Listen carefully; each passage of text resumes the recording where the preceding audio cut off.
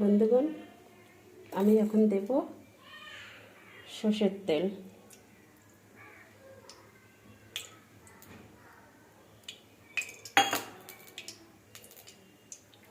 সরষের তেল দিলাম।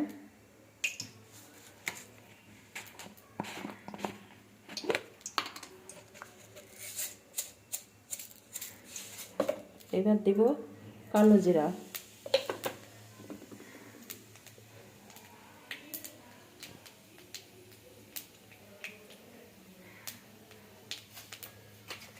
এবার দেব তেজপাতা।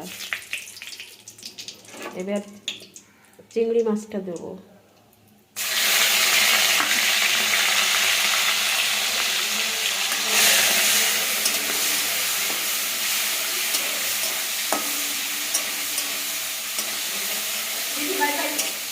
চলে আসছো?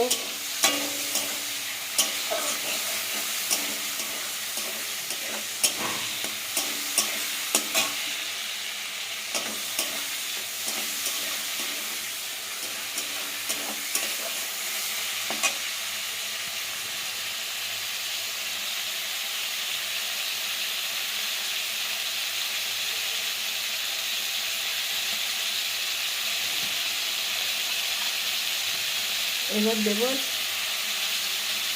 একটু নুন।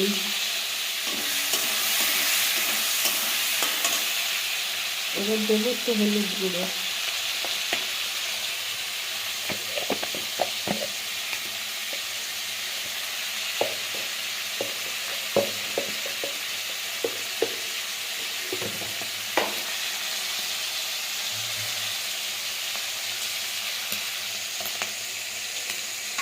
এবার দেব হলুদ গুঁড়ো।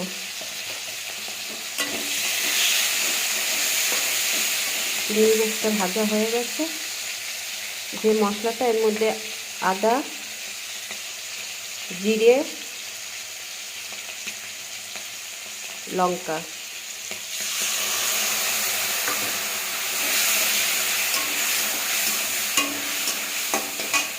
এবার দেব টমেটো কুচিটা।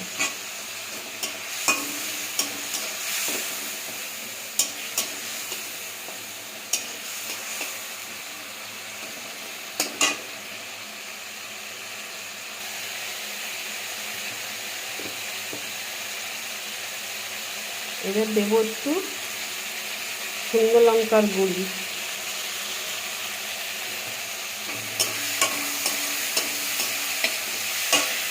এবার ধুয়ে পালং শাকটা বাটা আছে, পালং শাকটা দিয়ে দিলাম।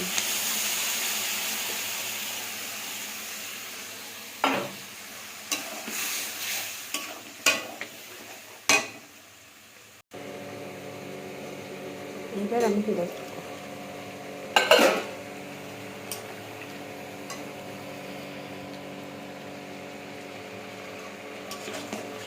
দেখুন কালারটা কত সুন্দর আসছে।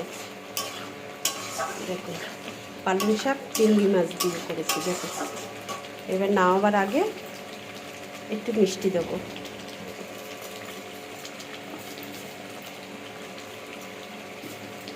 আপনারা আপনাদের স্বাদের মতন দিতে পারেন, দিয়ে খেয়ে দেখবেন।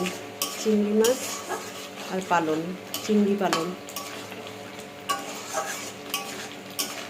বন্ধুগণ কত সুন্দর কালার এসছে। দেখুন পালং শাক আর চিংড়ি, দেখুন ফুটছে কত সুন্দর। দেখুন বেশি লঙ্কা দেব না, কারণ আমরা বেশি ঝাল খাই না।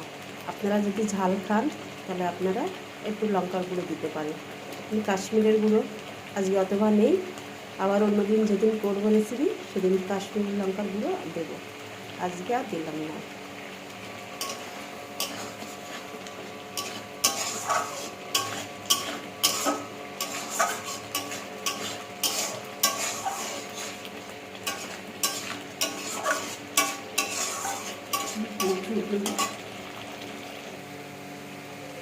এবার আমি এটা নামিয়ে ফেলবো।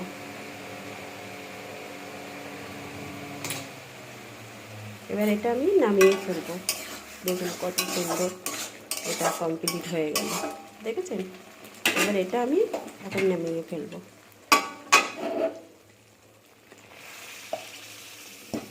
দেখুন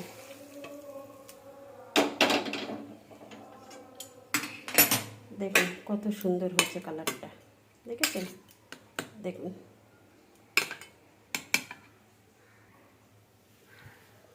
দেখুন আমি এটা করেছি, খেয়ে দেখি কেমন।